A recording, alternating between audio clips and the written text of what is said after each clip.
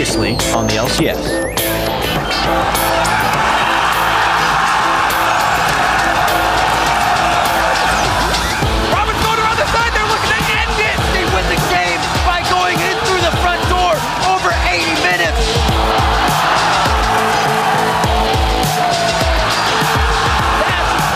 Coming now from the Phantom Dancer, he's getting the procs that he wants. Another double kill in the game coming in for him. LMQ's gonna have a win against every team in the league. COG with the win will be in first place. On to the fountain is where they push Dignitas with their own solace. Dignitas gets taken down by Counter Logic Gaming. Way too much EG on the fight right now. The quadra kill coming in for Alltech. They stopped the 6-game bleeding streak.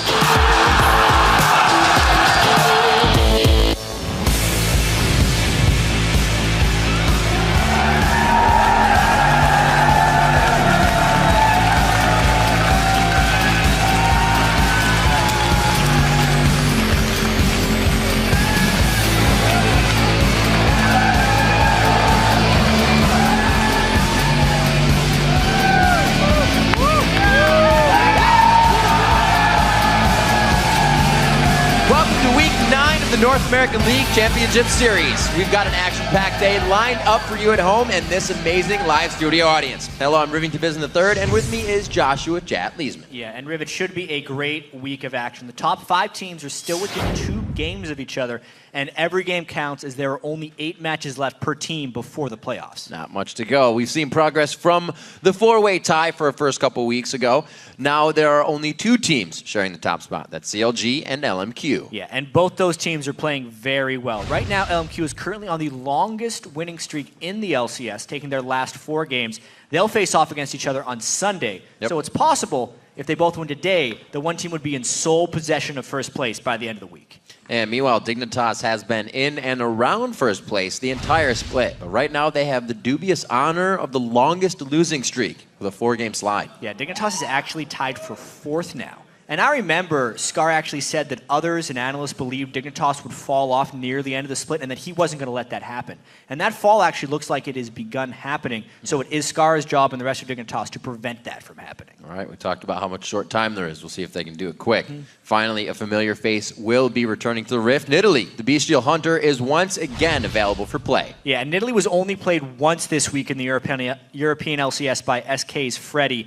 And based on the scale of the rework, it might take some time to get picked up, kind of like with Xerath, but there are a lot of top lane Nidalee players in the North American LCS. I can't wait to see. So there were more than a few moments from the Week 9 European LCS that had you tweeting hashtag LCS Big Plays, and the first one comes from Ayla. She writes, is it a bird? Is it a plane? Is it cyanide? No, it's cotton with the dragon steel. Here's your number 3.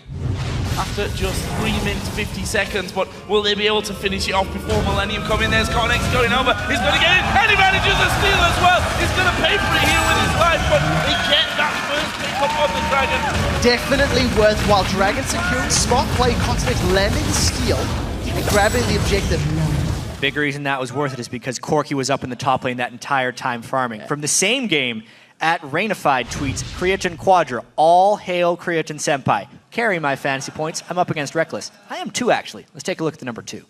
Brilliant solar play gets 3. This could be a whitewash for Millennium. Zaza's going to get his Bloodwell pops here any second. They've killed off Overpower. Celeber is going to go down. He's right in the middle. And Kurt now going to step forward. Has he got the pace to get in? There's the gold card. And that is going to be 4 men down for Roccat. And a triple kill for Creatine. 8-0-2 now.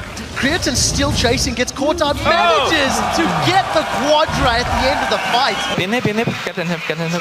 I if you want TP up in case. Kobe, don't chase. Okay.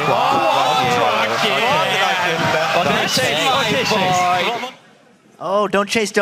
Never mind, if you're gonna get the kill, it's fine. Yeah, always. So let's hop into our last highlight. This comes from Booga. 3 words, Shook, Riven, LCS Big Plays. Here's your number 1.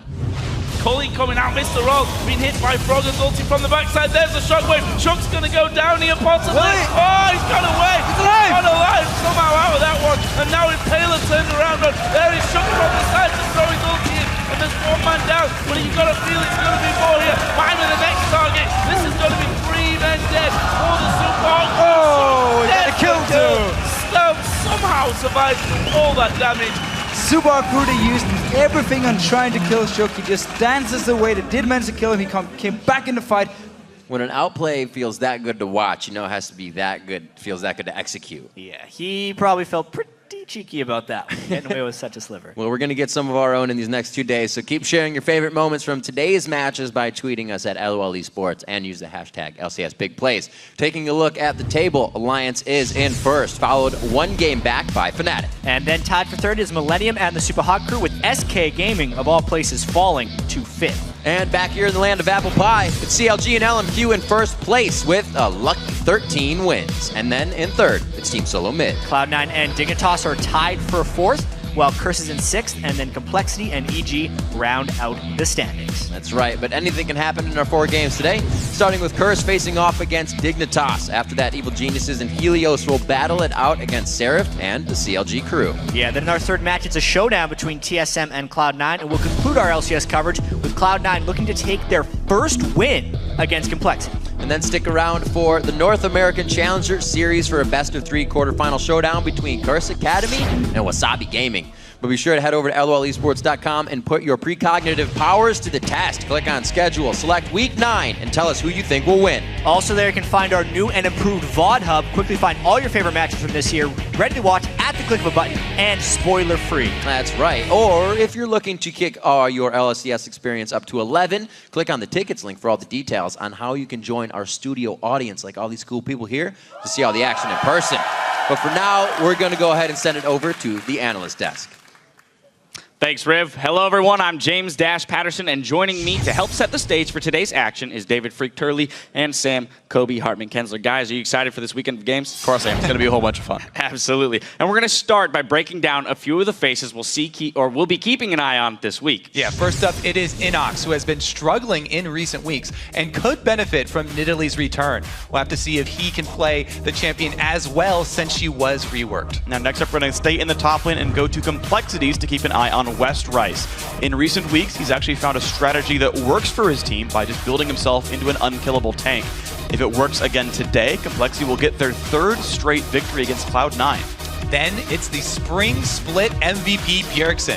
TSM is only 1 game back from first place, and today he'll face off against Xiao Xiao, who has bested him in their last 2 meetings. Then we'll also stay in the mid lane and watch Curses in Voyboy. He had a lot of momentum coming out of their 3-1 Super Week, but then lost most recently to the 7th and 8th place team, so they have to kind of pick up the slack from here. And finally, it's Crumbs. Dignitas are currently lower in the standings than they have been all year long. And they've looked shaky in that early game. Dignitas are going to need Crumbs to bring that early game pressure to help them snap their losing streak. All right, well, each week, fans have gotten a taste of what teams say in the huddle with the LCS preview show's All Chat. But the all-important in-game communication is what creates a strong team out of 5 individuals. Communicating is just both ways. You just have to listen to your teammates and take the information in and make the best out of the situation. The second we hit the champion selection music, it's like we make a switch. Triforce, that's like so sad. Okay, pick some bets. Alright. We are always telling each other what our laner's getting. He doesn't have any damage items though. He'd be able to lock it first. To gauge how a fight would go or how we need to approach our next play. Yeah, or he hasn't bought yet, like 100% grid mid. Okay. It's really important that you talk about the team fights beforehand. During team fights, everyone should know what they're doing. I'm gonna wall this in 3, 2, I'm gonna wall the left side, I think. Yeah? Watch hard. I see it. Okay, hit the tower. Gragas holds down, right? He used it. Yep. Okay, he used it. It's usually the initiator who will call, like, maybe a Threshold would look for a hook or a flash play. Then the person who can follow up will say, I can follow up. I'm coming. Nice, get Thresh! Got him. Nice. As soon as a call is made, it's up to the players to just follow through. It's important that everyone listens, and even if you don't believe it might be the right thing, sometimes you just gotta take risks, so you need to put belief in your teammates and just trust their call. Seraph. Here, the sideline. The Afro link. That's okay, we can push up mid again. We can push up mid again. Do the same thing again. They got See, we can do that again and again, and eventually we're gonna land a skill and we're gonna kill one, okay? Yeah. The biggest issue is that everyone needs to start listening. Every call that has been made needs to be only made once and listened to immediately. Repetition leads to a lot of clutter and voice comm, and that's what you want to avoid. Kite back, I can flank. Stick on the same side. Look at me. Look at the flank. I think that happens to a lot of other teams a lot more, where everyone is kind of like screaming, like, let's go for this guy, this guy, this guy, and it's just like overload of information.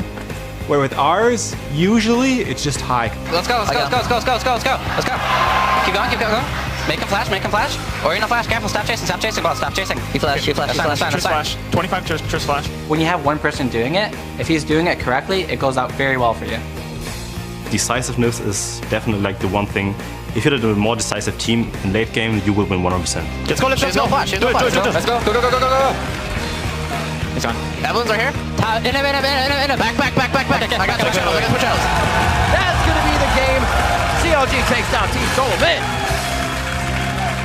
Now, guys, you heard the players. How important is it to have that one voice on a team? It definitely is really important, but I think what's just as important, but not mentioned nearly as much, is the fact that all the other people on the team have to constantly be feeding information to the shot caller so that they can make an informed decision. There's no way that one person can gain enough information from across the whole map to make an informed decision without the help of everyone on their teams. It's gold timers, item thresholds, cooldowns, everything. People have to constantly be updating that person. Yeah, I really agree. And actually, I want to kind of back up what Lemonation said about having just high as the shot caller, because I didn't really notice it very much until we went and watched the Doombots video. Because when you're talking, like, you can process what you hear and process what you're saying. But if you're hearing things while you're talking, everyone just hears two voices and they don't understand what you're saying. Like, you guys missed out on so many puns during the video because you couldn't hear me over Kobe talking about killing people, and that was horrible. But it's something you actually just don't realize until you hear it back. Like, if you're ever talking over someone, nothing is actually understood at all. And having that one voice is actually incredibly useful. Well, Kobe was just too focused on winning the game. Well, I mean, I had the most kills. I mean, I was clearly too. He's still pushing for that MVP. The vote is over. Vote for me. All right. Well, Kobe, I have a slightly more specific question, which is that back when you were playing, who would you say is the best shot caller that you got to play with? We actually had no good shot callers on our team. We're pretty bad at shot calling. I specifically remember one time at the World Cyber Games, we're pushing up mid lane and Chasha says, "Oh, if we're going to dive, now would be the time." So I go right in, I get dumpstered. Everybody runs away. And he was like, "Yeah, I said if we were going to dive." Qualifying everything before it actually happens. Well, of course, yeah. One of the big keys for the shot calling is that everyone actually has to listen to the call too, right? I feel like that's one of the things that is most important is all the rest of the members need to actually be listening and following 100%, right or wrong. Now, we want to get your thoughts on the discussion, though. So today we're asking, which NALCS player would you like making the calls on your ranked team and why? Now, you guys know the drill. Send your answers to LOL Esports. Use that hashtag LCS, and we'll be looking for the best responses to share later in the show. And for a look at the lighter side of Team Comms, tune in Thursday at 8:30 a.m. Pacific, 5:30 p.m. Central European Summertime for the LCS preview show. Their segment All Chat reveals what the pros are saying and singing. As Curse and Dignitas load into the lobby, here's a little taste of the goods. Sarah. Yo. I love you. Thank you. Wow. No love back. Get rejected, son. Can we be all be pyramids for today? I feel like we don't win because we don't have matching icons. Yeah. We got Lulu. Finish. I have cleaver in a second. Give me the Lulu's cleaver. Yeah. Give me the penta. No. Stop. Nice. I have J.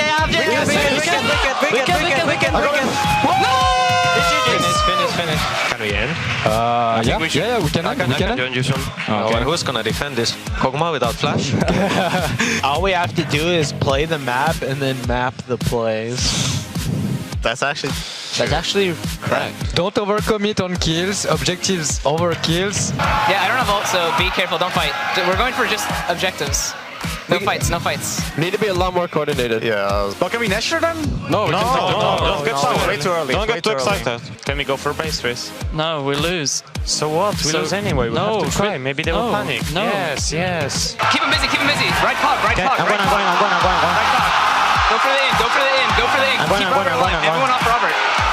Someone get in front of Dom. Yeah. Oh my god, hit base. I'm hitting it. Everyone hit base. Just hit base. Ignore Me and Polly, we wrote a song. I heard. You don't have to tell me. Don't be front, son, no seats on the bun. We be up in this drive-thru. Order for two. I got a craving for a number 9 like my shoe. Maybe I should go into voice acting and then cosplaying. There's no way you think Cyanide sister is hotter than mine. What about my sister? Oh, my sister beats your sister, 100%.